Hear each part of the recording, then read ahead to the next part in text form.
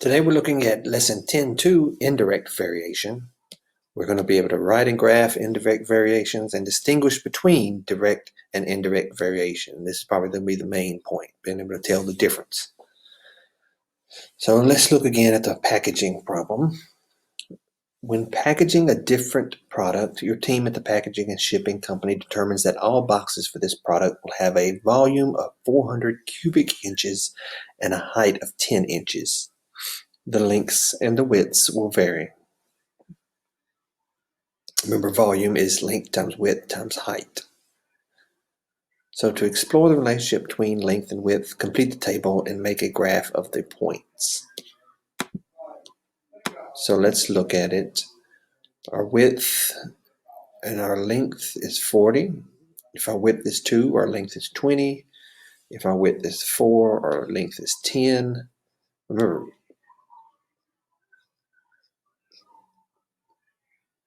the height is 10 no matter what. So we're multiplying all of these by 10. 10 times 1 is 10, times 40 is 400. 10 times 2 is 20. 20 times 20 is 400. All of these are going to equal 400 when I multiply height times width times length. And the height's the only number that's staying the same. The height's always going to be 10. So now I need to fill in the rest of the chart and say, how do I get 400? Well, 10 times 5 is 50. 50 times what is 400? And, well, that would be 8. 50 times 8 is 400. All right, 10 times 8 is 80. 80 times what is 400? 5. 10 times 10 is 100. 100 times what is 400? 4. Okay. And then 10 times 20 is 200. 200 times what is 400? 2. And there we go. We finished our chart. So that our totals are always going to be 400 cubic inches. And the height is going to be 10. And the lengths and the widths are the numbers that have to change. And so we need to graph these real quick. Okay, width of 1, length of 40. So 1 would be right about here. 40 would be right about there. It doesn't have to be exact, but that's what we're going to do. 2 would be 20. 2, 20. Okay, 4, 10. 4, 10. 5, 8. 8.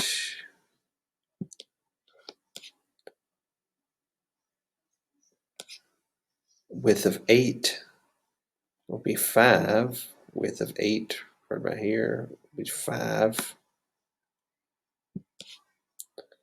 Width of 10 will be 4. 10, 4 right about here. And the width of 20 would be 2. The width of 20 would be 2 about right here. And you see that it's going to make a curve. Okay, it's not a straight line.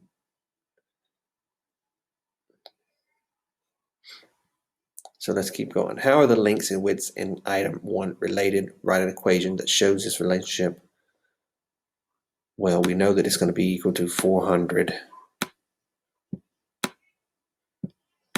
And that's going to be equal to 10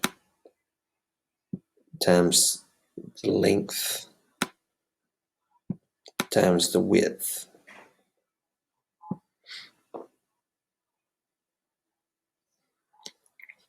400 is our volume, 10 is our height, length times width. Use that equation to write a function to represent the data in the table and graph above. So we can say f of x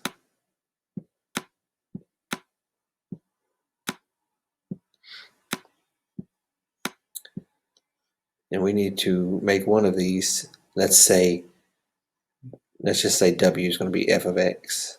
And so I just need to rewrite everything. So it's going to be 400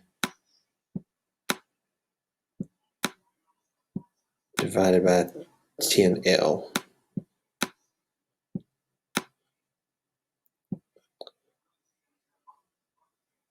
That's supposed to be an L, not looking like some kind of ribbon or something.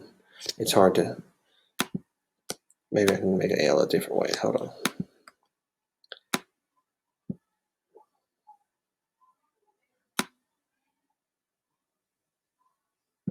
I don't want it to be a capital L either, so let me just try that again.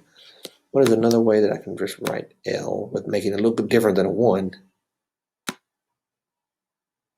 Maybe like that. L. That's the best we can do right now, I guess, without actually typing, which I could do, but right now we're just doing this. 400 divided by 10. How did I get this? Well, I want the W by itself. If I'm telling that that's my Y, I'm just deciding to make W my Y. Okay, this would be W. Okay, I'm taking this as my W. And so I would need to get W by itself. I need to divide both sides by 10L. This would go away, and this would be 400 divided by 10L.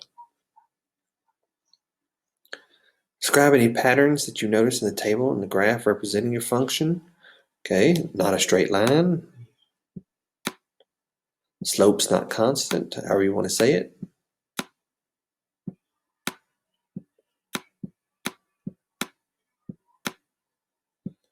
The numbers vary, but they don't vary by the same amount. Okay, we can say that.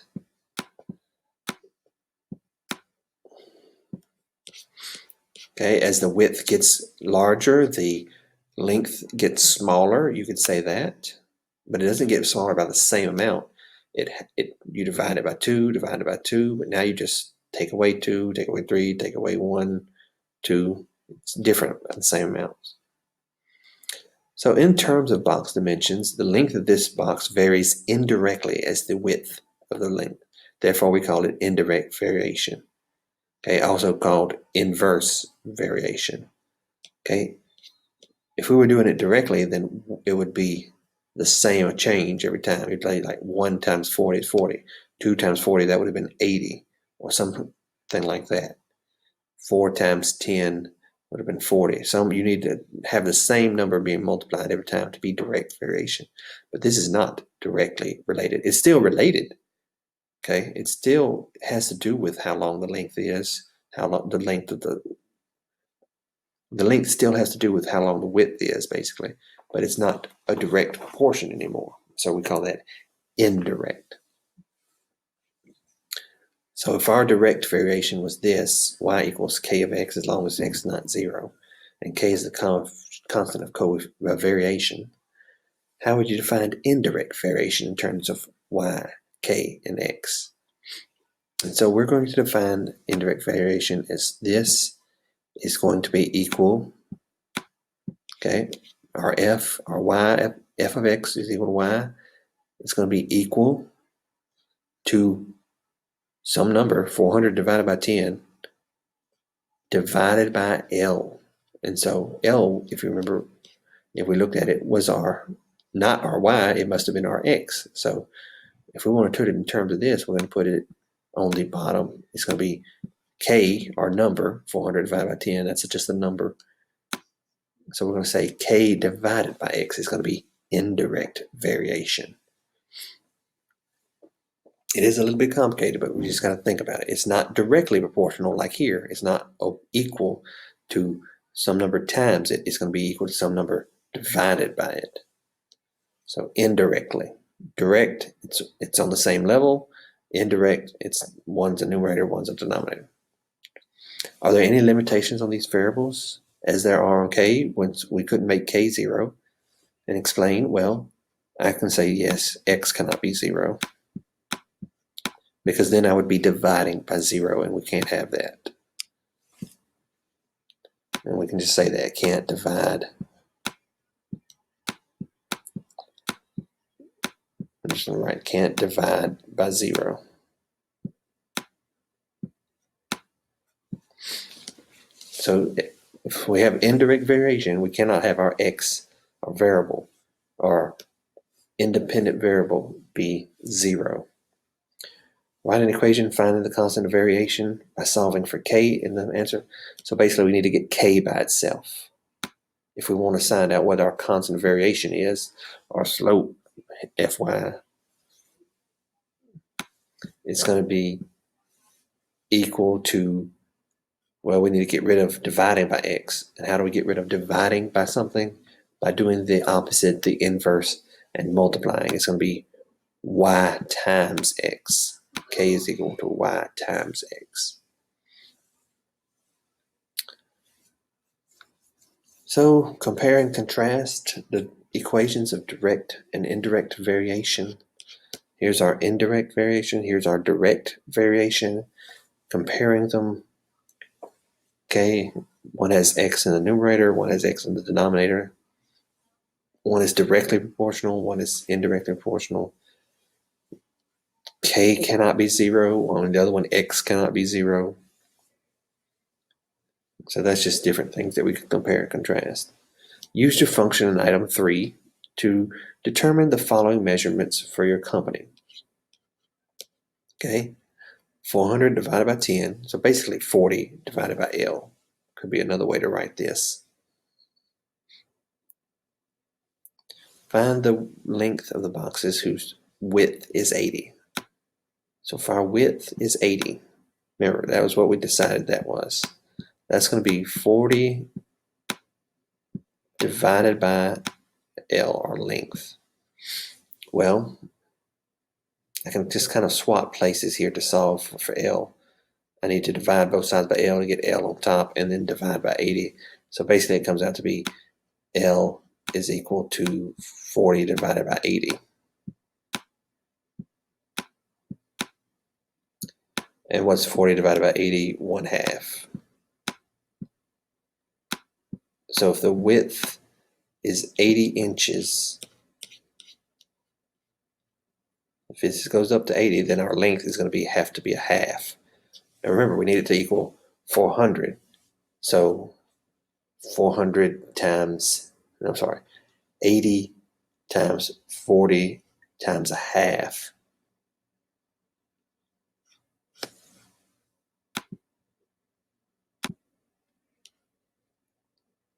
Our length is 1/2, our width is 80, and our height was 10. So 80 times 10 times 1/2 would be 400. So find the length of the box whose width is 4.4 inches. So now I need to use 0.4 as our width. Okay, so let me see. 0.4 would be here, and that's equal to, we had 40, it was 400 divided by 10, remember, so that's 40. 40 divided by L. Okay, we do the same thing.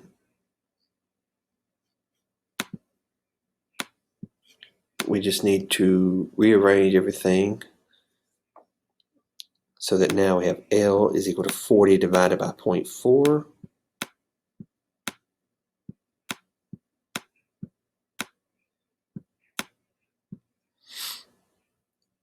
And what is 40 divided by 0.4? Well, that's 4/10. And when you're saying 40 divided by 4/10, it's really 40 times 10 over 4. So that's 400 divided by 4, that's 100.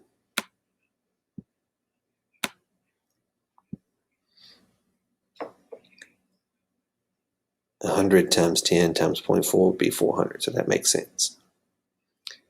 Okay, the time Y needed to load the boxes on a truck for shipping varies indirectly as the number of people X working. If 10 people work, the job is completed in 20 hours. Explain how to find the constant of variation and then find it. Remember, our constant of variation was equal to Y times X. Okay, Y is the people needed to load the boxes, and it varies indirectly as the people working.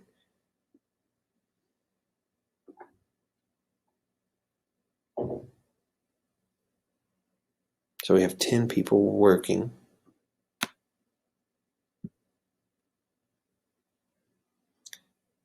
sorry, 10 people working, and it's 20 hours.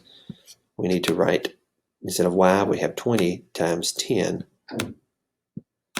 people working, and 20 times 10 is 200. Our constant of variation would be 200. Write an indirect equation that relates the time to load the boxes to the number of people working. Y is our time. The number of people working is x. And our constant of variation is going to be 200. Remember, indirect variation we found was the constant over the variable x. How long does it take 8 people to finish? We use the equation, y equals 200 divided by, now it's 8.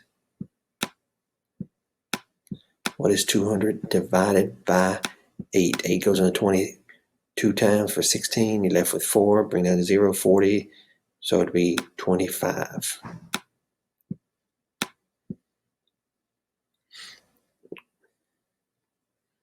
Okay, we're going to use this graph to show the numbers needed for 2, 4, 5, 8, 10, and 25 people. We just need to plug that in. And it would make an indirect length.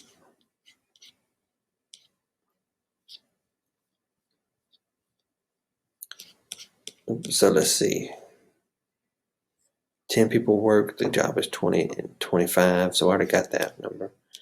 10 to 25. Oop, I keep losing it. 10 people work, the job is 20 hours. 10, 20. Okay, if 8 people work, 25 people. 8 people, 25. Okay, and now we need to find 4, 5, and 25 to finish our graph. And it's going to make not a straight line, it's going to be a curve. Well, let's see, what is 200 divided by 25? 8. 200 divided by 25, so 25 people right about here would be 8. Okay, 8 people, no, we already did that. 5 people, 200 divided by 5. Okay, what is 200 divided by 5? 40. So 5 would be about here, 40. 2 people, 200 divided by 2 is 100. So 2 people, 100. It's a lot of gaps in between. Makes a curve. So basically, use your indirect functions, when it's variation, indirect variation, use this when it's not direct variation, which we did on our previous lesson. Y equals k divided by x. If you just need to find the constant of proportionality for indirect variation, constant of variation, remember all these words mean the same thing. Constant of proportionality, constant of variation for indirect is going to be k equals y times x. Previous lesson, when it's direct variation, k was equal to y divided by x. So let's try not to get those confused, but it can be confusing. So we're going to use this. Is this direct, indirect, neither, or both? This is direct variation. It goes through the origin, remember that from last lesson, and it's a straight line. Direct variation. This, indirect variation. Okay?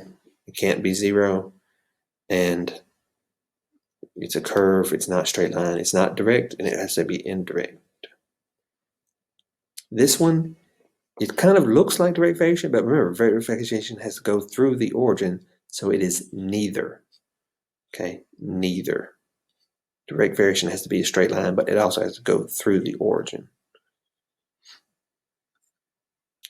Which equations are examples of indirect variation? So that's a no. Okay, that's a direct variation. Direct variation, that's just 1/2 x. Same as sort of this, except it's a constant times x. That's direct. Okay, this, that's a yes, that's an indirect variation. Okay, and then If you move x to the other side, it is going to be the same as c, so that is also indirect. We have two directs and two indirects. What is the constant of variation in this one? 80. Okay, remember k over x is our constant of, k is our constant of variation.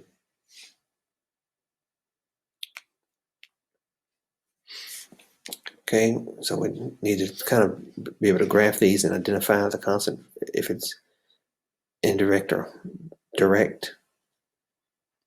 And then number 16,